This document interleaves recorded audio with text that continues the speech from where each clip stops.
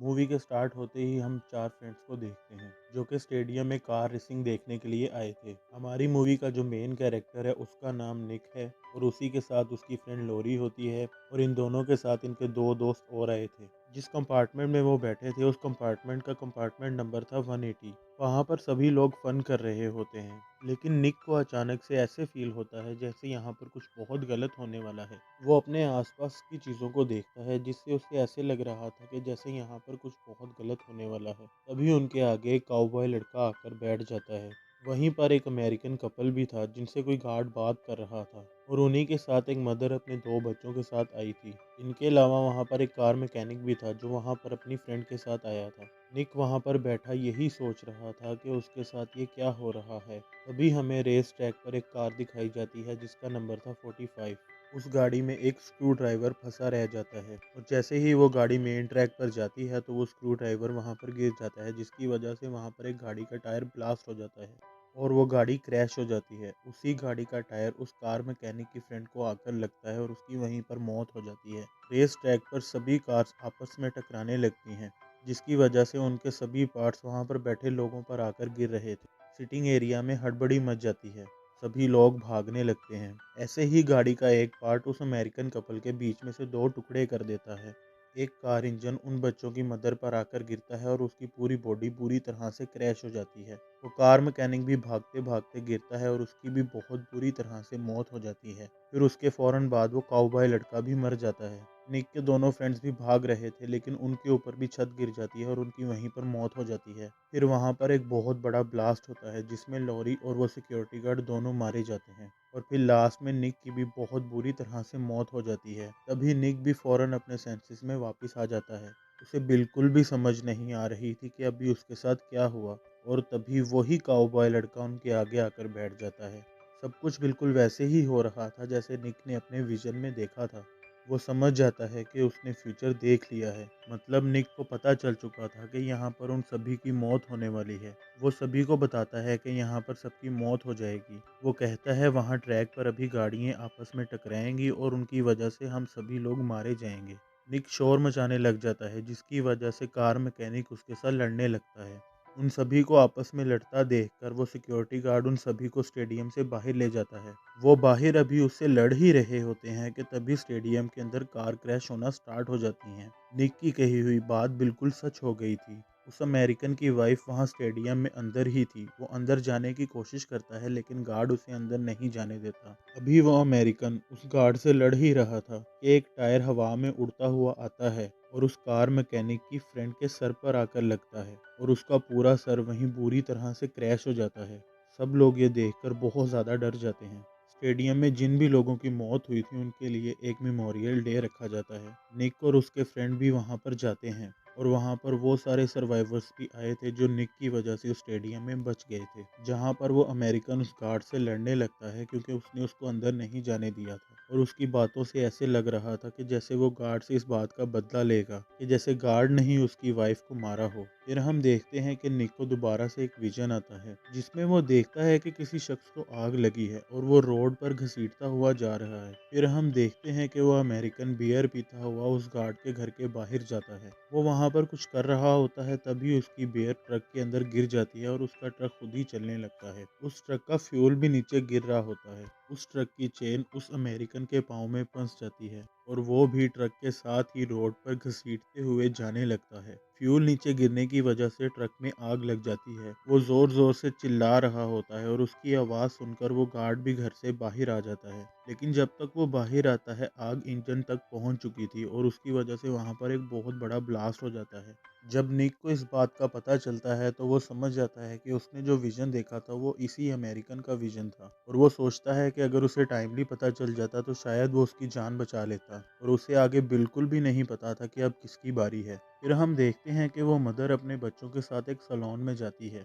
उसके बच्चे बाहर शरारतें कर रहे होते हैं। वो पत्थर उठाकर वहां पड़े एक साइन बोर्ड पर मार रहे होते हैं। वहाँ पर एक गार्डनर होता है जो उन्हें मना करता है कि ऐसा मत करो। जब वो औरत सैलून में बैठी बाल कटवा रही होती है तो वहाँ पर ऐसा बहुत कुछ होता है जिसकी वजह से वो मर सकती थी, लेकिन वो हर बार बच जाती है। जब वो घर वापस जाने लगती है तो तभी एक ग्रेस कटर की वजह से एक बड़ा सा पत्थर आके सीधा उसकी आँख में लगता है और उसकी वहाँ पर बुरी तरह से मौत हो जाती है। और वो पत्थर भी किसी और ने नहीं बल्कि उसी के शरारती बच्चों ने वहाँ फेंका था। निक और बाकी सभी बैठे यही बात कर रहे होते हैं कि कैसे सभी सर्वाइवर्स बारी-बारी मरते जा रहे हैं। वो फ्लाइट 180 के ऊपर भी रिसर्च करते हैं। वहीं पर उन्हें रिसर्च करते हुए पता चलता है कि हमें डेथ के पैटर्न को चेंज करना होगा, मतलब हमें डेथ को चीट करना होगा। अगर हमने डेथ को चीट कर दिया तो शायद हम लोग बच जाएं। निक को वहाँ बैठे दोबारा से एक विजन आता है, लेकिन वो विजन इतना क्लियर नहीं था, उसे बिल्कुल भी पता नहीं चलता कि ये क्या हुआ। वो लोग डिसाइड करते हैं कि वो स्टेडियम में जाएंगे, शायद वहाँ पर उन्हें कोई क्लू मिल जाए।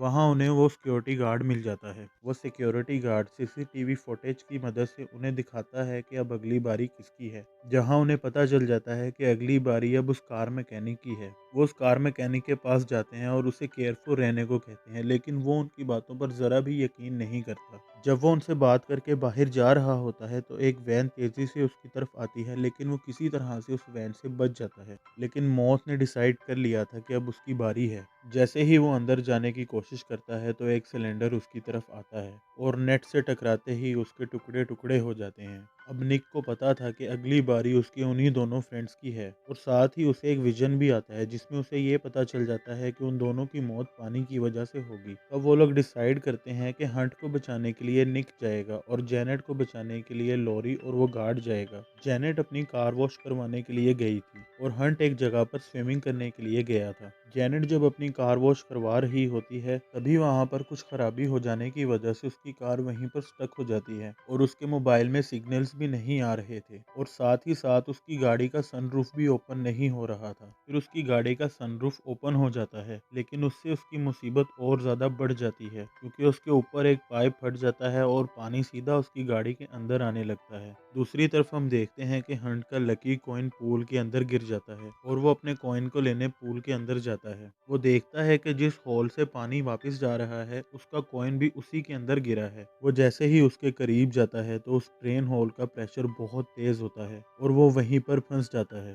डेथ ने यही डिजाइन किया था उन दोनों के लिए, उन दोनों ने पानी की वजह से ही मरना था। जेनेट की पूरी गाड़ी पानी से भर जाती है, लेकिन वो किसी तरह से सनरूफ से अपना सर बाहर निकाल लेती है और उसे लग रहा था कि शायद वो बच गई, लेकिन तभी अचानक से उसकी गाड़ी आगे जाने लगती है। लेकिन तभी लोरी ठीक टाइम पर पहुंचकर अपनी गाड़ी से जेनेट की गाड़ी को पीछे करती है और किसी तरह से जेनेट की जान बचा लेती है। अब उन्होंने जेनेट की जान तो बचा ली थी, लेकिन अभी भी हंट की जान बचाना बाकी था। निक वहां पर पहुंच जाता है लेकिन उसे हंट नहीं मिलता और प्रेशर बहुत ज़्यादा तेज़ होने की वजह से हंट की बहुत बुरी तरह से मौत हो जाती है। लिटरली उसकी बॉडी टुकड़े टुकड़े हो जाती है। हंट तो मर चुका था लेकिन जेनेट की जान बच गई थी और अब बारी थी उस गार्ड की। वो गार्ड कहता है मेरी वैसे भी कोई फैमिली नहीं है, मैं अगर मर भी जाऊं तो कुछ ज़्यादा फर्क नहीं पड़ेगा किसी को। वो कहता है कि मुझे भी कोई खास शौक नहीं है जीने का। निक और लोरी को उस गार्ड की बहुत फिक्र थी और वो उस गार्ड से मिलने उसके घर जाते हैं।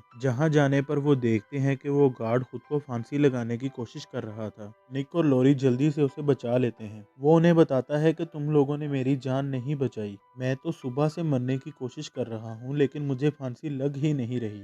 जब वो लोग ये बात कर रहे होते हैं तो फिर उन्हें लगता है कि शायद हमने डेथ की चेन को तोड़ दिया है क्योंकि हमने जेनेट की जान बचा ली थी। वो लोग सेलिब्रेट करने लगते हैं कि शायद अब उनकी जान बच गई है, डेथ उनका पीछा नहीं करेगी और वो लोग प्लान करते हैं कि हम अपनी जीत को सेलिब्रेट करने के लिए एक ट्रिप पर जाएंगे। निक अपना सामान पैक कर रहा होता है और जेनेट और लोरी शॉपिंग कर रहे होते हैं। तब निक टीवी पर एक न्यूज़ देखता है जिसमें वो बता रहे होते हैं कि उस काउबॉय की जान बच गई है। निक फौरन से समझ जाता है कि भले ही उस काउबॉय की जान बच गई हो लेकिन डेथ उसे मार कर ही रहेगी। निक फौरन से उस काउबॉय को बचाने के लिए जाने लगता है और फ़ोन करके उस गार्ड को भी और बाकी सबको भी वहीं बुला लेता है, लेकिन वो लोग पहुंचने में देर कर देते हैं क्योंकि डेथ ने अपना काम तो स्टार्ट कर दिया था और वो उनकी आंखों के सामने ही मारा जाता है। अब निक और गार्ड वहां से निकलकर फौरन जेनेट और लोरी के पास जा रहे थे क्योंकि अब अगला नंबर उन दोनों का था। जब वो दोनों बातें करते हुए वापस आ रहे होते हैं तो तभी एक बस उस गार्ड को उड़ा देती है। फिर निक जल्दी से उस मॉल में पहुंचता है जहां पर वो दोनों मूवी देखने के लिए आई थी।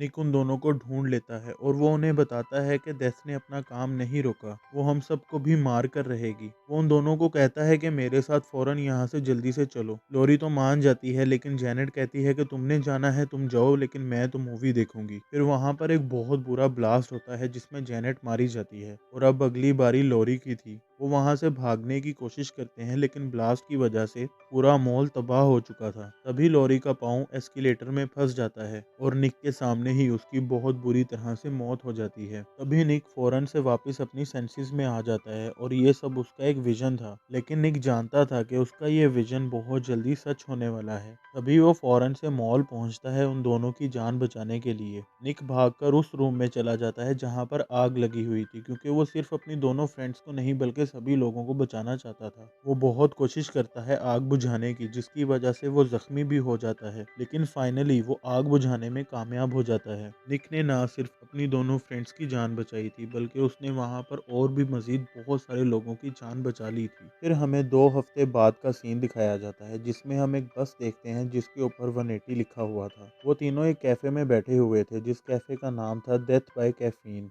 वहां पर बैठे निक को दोबारा से बहुत नेगेटिव क्लूज मिलने लगते हैं और उन क्लूज की वजह से निक समझ जाता है कि उन लोगों ने कुछ भी चेंज नहीं किया। डेथ अभी भी उनके पीछे है और उन्हें मार कर ही रहेगी। यहाँ पर एक और शॉकिंग बात निक को पता चलती है कि उस दिन वहाँ पर ब्लास्ट होना ही नहीं था, क्योंकि जिन चीज़ों को उसने ब्लास्ट होने से रोका था वो कभी भी इतना बड़ा ब्लास्ट कर ही नहीं सकती थी, बल्कि डेथ ने उसके साथ प्रैंक किया था। निक समझ जाता है कि डेथ का प्लान कुछ और है। वो उन दोनों को भी समझाने की कोशिश करता है कि अभी भी मौत हमारे पीछे है। निक अभी उन दोनों को ये समझा ही रहा था कि तभी एक बस उनकी तरफ आती है और उनको बहुत बुरी तरह से हिट करती है। उनकी सारी हड्डियाँ टूट जाती हैं और उनकी वहीं पर मौत हो जाती है और इसी के साथ ही ये मूवी यहीं पर एंड हो जाती है।